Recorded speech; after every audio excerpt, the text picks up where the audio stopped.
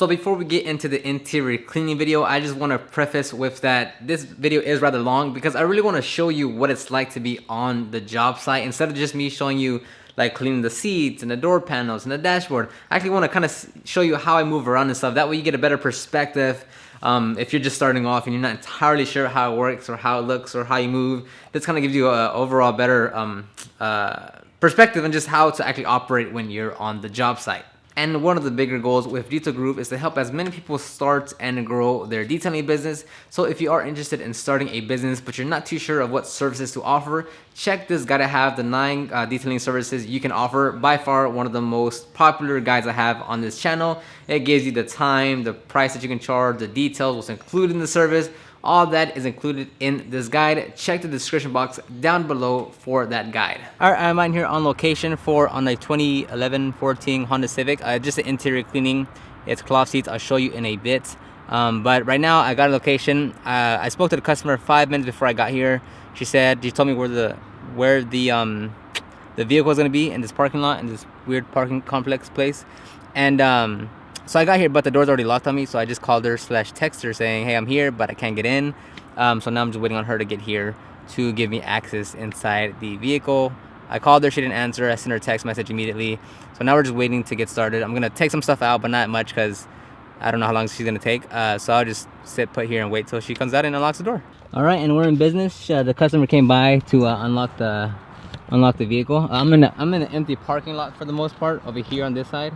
All that area is filled with cars and stuff. So she said, hey, I have a garage if you want to detail in there, but some garages might not let you do that. I personally have not been kicked out of garage, but I know many other detailers that have. So I always just suggest, let me just detail out in the parking lot, because if someone has to stop me midway, if I'm making too much noise, if it's just the garage doesn't let you do that, I'd rather just start off at the parking lot already, just in case, just so there's no mishaps throughout the way and it slows down production. But just talking about slowing down production, I did wait on the customer. So now it is 9:20. I got here at 9 a.m. It is 9:20. The car was here, but it was locked, like I mentioned, so I just had to wait a bit. And she's all the way over there, so it's very understanding, and she's at her job, so she has a boss, so she just can't leave at her leisure, I'm assuming. But anyway, so this is the car. It's actually in pretty rough shape. She's only had this car for a year. I think it's a 2011, I'm not sure, but these cloth seats, they're the worst to clean. This is by far the least favorable seats I'd like to clean. First, it's always leather that I want to clean, by far, always leather. And then this is dead last. Like this type of fabric, synthetic fabric, is always dead last on my list, and unfortunately that's what I'm cleaning today, and it's really bad too. So you can see all those stains there. There is a bunch of dust and dirt because they're like they're remodeling or doing like construction at where she lives. So there's no pavement at the moment, so there's just rocks and debris and dust everywhere. So let me just take you walk through. So I'm gonna brush this out, vacuum it out, because it is pretty bad. Sometimes I don't vacuum in the beginning. This time I will vacuum to get all the debris out, because this time it is a lot. You have a crayon stain right there, or not crayon, some type of marker stain right here, water spot markings right here, which aren't a biggie to get out, but it's just the material sucks so bad. It makes it a bit worse. Like if this was leather, oh my gosh, if it's leather, I can finish leather so quickly, as everyone should, but these in particular suck so bad. Yeah, so look at all that dirt. You can see all the footsteps. Let me bring you around. And just more dirt and debris. Again, she's like remodeling or something over there, so there's no pavement, so there's just rocks everywhere, dirt everywhere. So there we go. Look at this, more yumminess. Again, more stains here. This doesn't look like watermarks, looks like something else. But she has kids. I think she just had 1 or 2 kids, so they're, they do their thing in the back. And then this is where you can really tell that there's, that's pretty bad. And of course, you don't even bother vacuuming this. You're just gonna gather it up, throw it out, and then or use a blower. First, you want to take off the big chunks. Obviously, you're not gonna vacuum this unless you have a big vacuum or powerful. But it's just, look, like it's better just to grab them and throw them away to like the ground or to the grass or something, because that's a lot. And then I'll either blow some of it out, or I'll just vacuum it after I take off the majority of the chunks. Okay. So this one, this one's gonna suck because again, the cloth seats, I hate them. They're the worst. Cup holders there. Remove this a little bit. But the good thing to look at it though is that it is primarily these seats.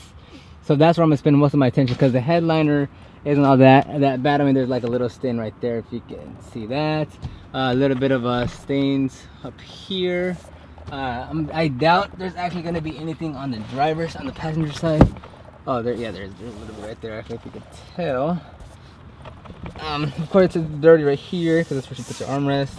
A bunch of crumbs. Steering wheel, of course. But the good thing, like, the door panels are not that bad on any of the door panels, so those won't take up too much time.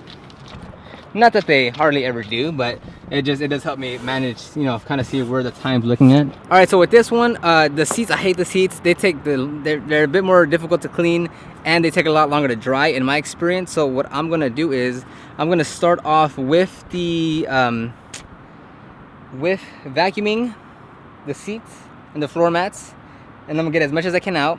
Then I'm going to start steam cleaning the seats with the Greats Garage 6-inch polisher with the carpet attachment, and then following it up with the steamer. I know it's going to take the longest to dry as well, and it's going to take me the longest to clean, so I'm going to start off with the seats. I'm going to start off with the driver's side because I don't have much sun, so even if I do get done, it's not going to have a lot of direct sunlight for it to dry quick enough. So I'm going to start off with the driver's side. That way I give it the most time to dry. That way, if the other seats are still somewhat, not wet by any means, but somewhat damped, the driver's seat is not going to be wet. She's not going to get her butt wet or her back wet. So we'll be good there. So I'm going to start off with the drivers, then the passengers, then the rear seats. After that, I'll start just doing the door panels and everything else, which that's not going to take long. The primary focus here in this vehicle is going to be the cloth seats and the floor mats. The door panels aren't that bad. That won't take long. The headliner, everything I showed you, not that bad, so that won't take me long. So majority of this time, it's going to be the seats and floor mats. And I said I'll take under 5.5 hours. I'll try to hit at 5 hours. I don't think I'll be able to hit that because of these seats, but we'll see how it goes.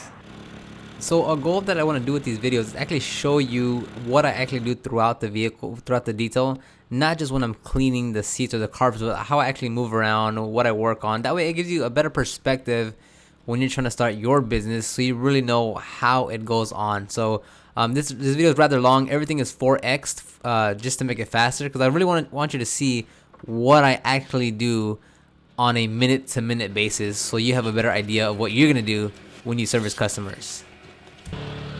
And I forgot to look down here, but there's a bunch of stuff for a root here, so I have to make sure so if this, I'll put it in a separate bag and just give everything I collected in the customer's vehicle back to her so she can sort it out. So I'll just put this all in one other separate bag and she can cycle through everything, because I mean, you know, yeah, that's what I do. Or at least just put it somewhere in my vehicle and then just put it back when I'm done with it. And this is the results right after the vacuuming. As you can tell, it's a pretty big difference just because there is so much rocks and debris in the vehicle. So it looks pretty good. Now obviously, are we anywhere close to being done? No, but just by a thorough vacuum and even wiping it down, you do a pretty good improvement on the vehicle.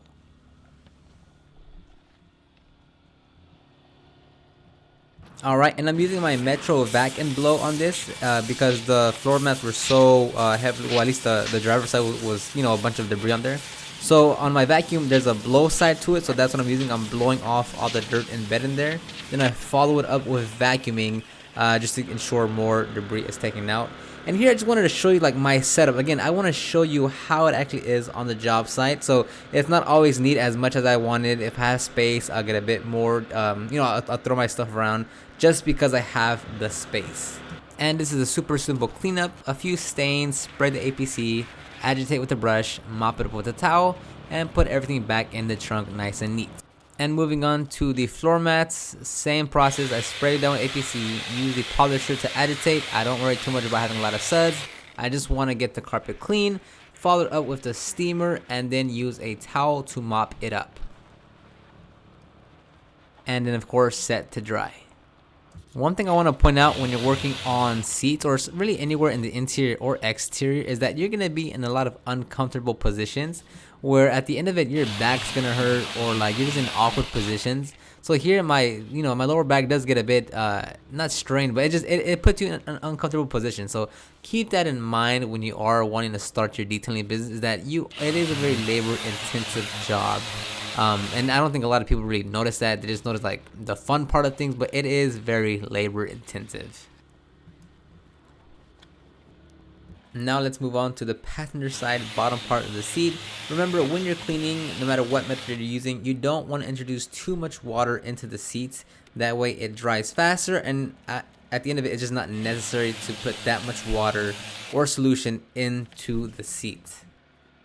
Now over the next minute, you're going to see me taking off those red stains that I showed you in the beginning of the video. I'm not sure if those was crayons or if they were markers or some type of pen, but I use a polisher sometimes and it takes out the stain. Sometimes I just use a steamer and it takes out the stain. Sometimes I use a small bristle brush and it takes out the stain. So don't think that one method is going to work every single time to every single car that you use. Sometimes you might have to use a stronger cleaner. Sometimes you might have to use a more aggressive brush. Sometimes you're just going to have to sit on there longer. It just depends. That's the point of being a problem solver. You're going to try different methods to reach the end result that you and your customer are looking for.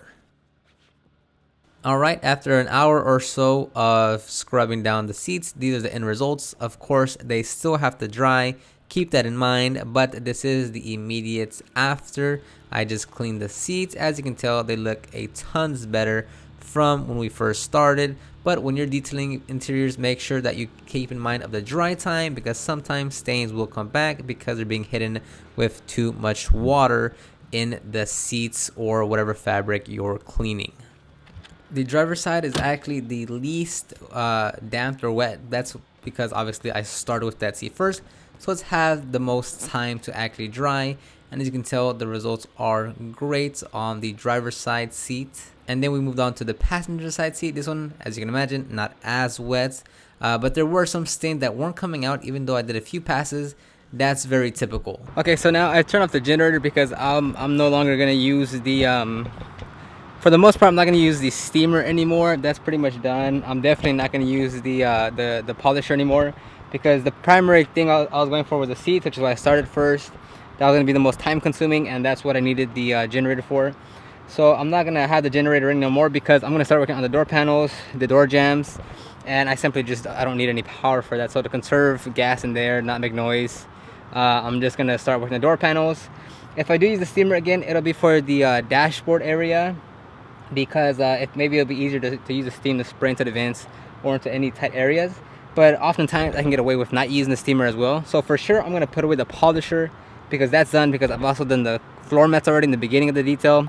And like I said, I did those two because those were the dirtiest, that they had the most gunk on them, dust, dirt, and whatever else was on there. So they were going to get wet because of the APC and then the steamer. So I want to do those first to make sure they had enough time to dry, which the floor mats have dried. And now those have dried or are on the process of drying. So that's where we are. I'm doing great. So I thought it was going to take me a lot longer, but that was the heaviest part. So now like the rest of the detail is easy. And that's why a lot of times they'll say start with the heaviest work. Because imagine like if I do the entire interior and then I hit the seats, that's going to be the most time consuming thing to do in the vehicle. So after I exert so much energy just on the small things, and then I got to go after the biggest hurdle, that's going to take a lot more work than if I just started with the biggest hurdle and then everything else are smaller little hurdles. So start with the big things, then move on to the small things. That's just a general rule of thumb that I follow that works great, because I use most of my energy on the toughest things, and then the other things it's pretty easy afterward. So just a little tip. Here's my quick rundown of cleaning door jambs. I don't get too crazy. I don't use a pressure washer. I don't use a brush. I don't spend so much time. Just a towel, spray APC or ONR, and get to cleaning. Alright, and now let's move on to the plastic cleaning. I always forget what that's called, and so if you know, please tell me. I know there's the A pillar, B pillar, C pillar, but that bottom part I always forget, so let me know in the comments below. So I'm just cleaning out the debris out of that seal there, that weather seal. Then I move towards the door panel. The door panels weren't bad by any means. The dirtiest one was the driver's side, as you can imagine, since that's where they sit most. But all the other door panels were relatively clean, so that was great, as the main focus were the seats. So that really helped out in the overall time. Okay, and there it goes. I've cleaned up the door jambs. I cleaned up this, what's this called? Someone leave it in the comments below. What's this called? I always forget. Again, I'm not going for perfection by any means. I know what my customers are looking for. I know what they want. Except I did miss a lot right here. But I'm not going for perfect. I'm not trying to get every single last bit of dust or dirt out of the door jambs. I mean, this isn't gonna go into a car show or anything. They don't need or want to pay the extra price for me spending more time here. So I mean, like, seriously, this is, you know, 80-90% cleanup. I'm not going for perfection. But one thing I wanted to point out is that she left her keys in her car, and you see all these little, you know, when you put whatever, like a rod in there to prop open the door. She said I was gonna get someone to buff these out, and that's what you'll find a lot is that, give me 1 second and I can try to autofocus this. What you'll find is that, you know, they're not educated on detailing, right? They don't know what's what, and it's your job as a professional to explain what detailing can and can't do. So I think this is off from one attempt to open the door. They've banged up this vehicle pretty bad. Off from one go. Like, look at that. And she was expecting to get them buffed out. Like, that's what she said. She said, I wanted to get these buffed out. But clearly you can't. I mean, this is far past the paint. This is bare metal. So the only way you can fix this, the way you could have fixed this would be through touch-up paint. And even then, I mean, that deep, that jagged, it's going to be very noticeable. Or repaint the whole section here. But that's one of the things where, when that does happen and you run into this type of situation where the customer is expecting one thing, whether they read it online, someone told them offhand, or they just have this assumption that it can be fixed, don't just tell them flat out, like, no, that can't be fixed, you're screwed. Like, obviously let them down off the hook easy. Like, explain to them why that is, why they can't, what could have prevented that, what to do in the future. But don't just say, you know, because she didn't want this. I mean, obviously no one wants these little things on their vehicle, but don't just say, oh, that's not fixable, you have to respray it and it's going to cost you $100. Of course, that's the solution.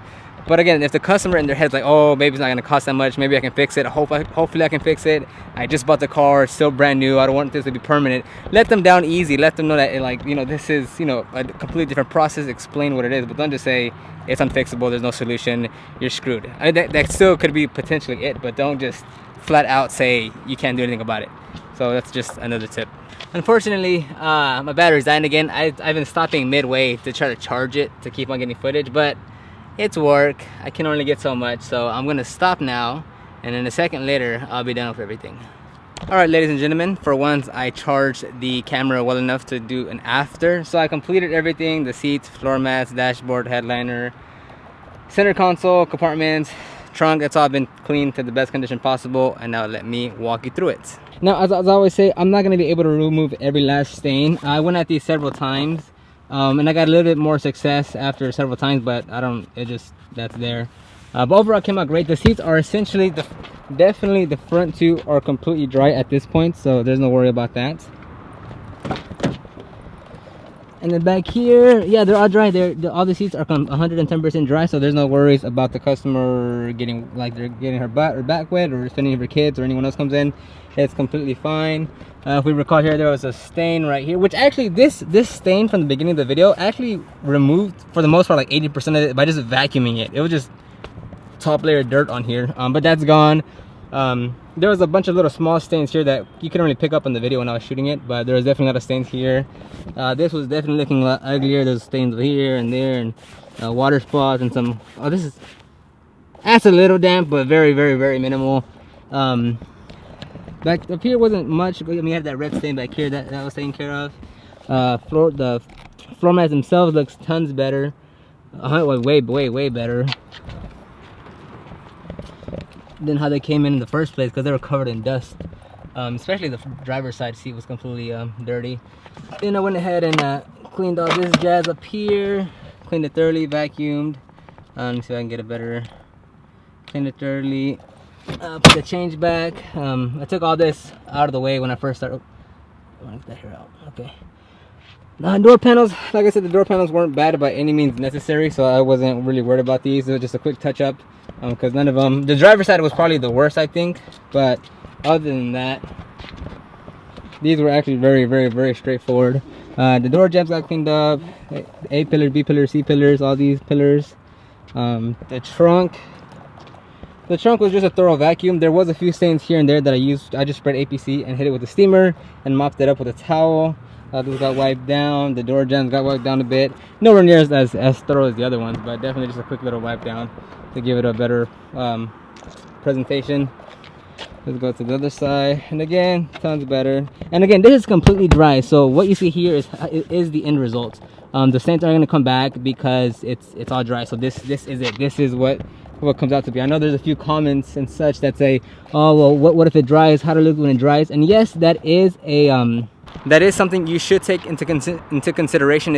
Is the seat dry before you leave? Because yes, you could spray APC, steam it, extract it, whatever you have, and it looks clean, but once it dries, you'll still have some stains present in the seats, and maybe you just have to go at it again a bit more aggressive, give it a bit more time, whatever the case. But you do want to ensure that the seat is dry before you leave, or as dry as it can be before you leave. That way you are certain that that's the condition that you want it to be, and not, it dries 3 hours later and then there's still spots and the customer's unhappy. You drive back out, you lose money because you're going back out and not charging. So it's definitely something you must make sure that, and at least not the entire seats, but at least make sure the front driver's seat is dry, and you say, okay, I use this process there, so I can only assume that the rest of the vehicle is going to work that way, assuming that you don't have enough time to let everything dry or whatever the case may be. But at least confirm, okay, I tried this process on this seat, the stains came out, so if I don't have time to make sure everything dries, at least I know this seat came out great, so it should replicate on all the other seats. And the driver's side seat, sorry, I don't have the best lighting, so I keep on changing with the exposure to get decent lighting. Here is the I mean, this is all ugly too. This is so much stain, so many stains and whatever the case, all on the screen there. But no, this is the after. Headliner wasn't that bad. I took care of those few spots up there that got taken care of. Door panels, and keep in mind that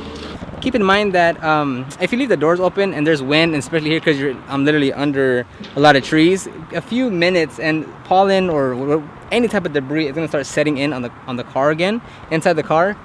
So you can't avoid that. So I just explain that to the customer, hey, look, the car has been open for 30 minutes. We're under a tree. It's just, or not, even if you're not even under a tree, stuff's going to get on it. So just, make sure you let them know, hey, look, or give it a last wipe down before the customer comes.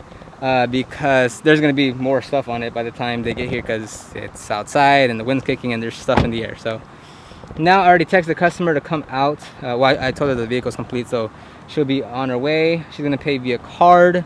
I'm going to walk her through the car, let her know some stains that didn't come out, like I just showed you, like that one right there.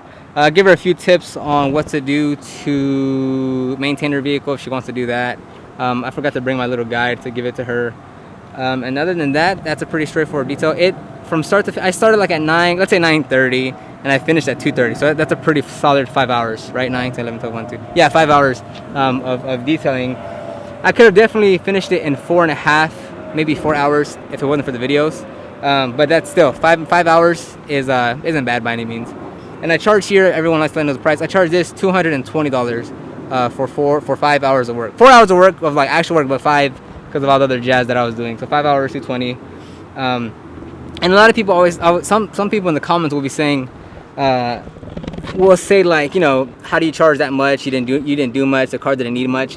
And one thing you need to keep in mind is price is relative to the value perceived by the customer. If someone doesn't want to pay $220, there are plenty of other detailers out here in the city, especially Houston because we're so huge, that can do the same work for a lot cheaper price. There are other detailers, but did I pick up in the customer's perspective is, okay, he picked up the phone in 3 rings. He gave me all the information that I needed. He was as professional going to be. He was very friendly. He knew exactly what I was talking about. He had great reviews. He said he's going to call me back at X time, and he did. He's been following up with me. So all that is taken into consideration when someone wants to pay for anything. It's not so much just the price and that's it. Oh, you're $220 or whatever the price may be. That's too much. I'm going to go with someone else. I get plenty of people telling me, no, I can't do that. That's out of my budget. And that's absolutely fine. I'm not trying to get everyone. So don't think oh, he's charging, or someone's charging so much, he's ripping customers off. No, it's the perceived value. Someone could charge $150 and do the same work you can, and someone else can charge $300 and do the exact same work, but it's all perceived value. You're not ripping someone off. You're not telling them, okay, I'm gonna clean it, and then you half-ass the job. You outsource it to someone down the street that you pay them $20 to do a full interior detailing or whatever service you're doing. The value is there. Make sure it's upfront with the value to charge. You can't just charge more and not offer more value with that price. Like the price has to be relative to the value you're offering. If you're giving a $10 wash and the quality sucks and you don't care and you talk crap, you talk poorly with the customer, and it doesn't seem like you truly care about your services or like the customer, you're not, that's a scam right there. That's ripping someone off. But if you're genuine with your services and you genuinely care about what you're doing and you want to help the customer out, you have, the value's there. So charge accordingly to the price. Alright, and that's a wrap up for this video. Hopefully you saw a bit different angles than what I usually show. I want to try and do that more often if possible. As I always say, it adds a lot more time trying to record videos and then me trying to set it up so you guys get a better view of what's actually going on. Again, if you want that 9 detailing services guide, this one right here, check the description box down below. Click the link, enter your email, and then apply that guide to your business. I'll see you on the next one.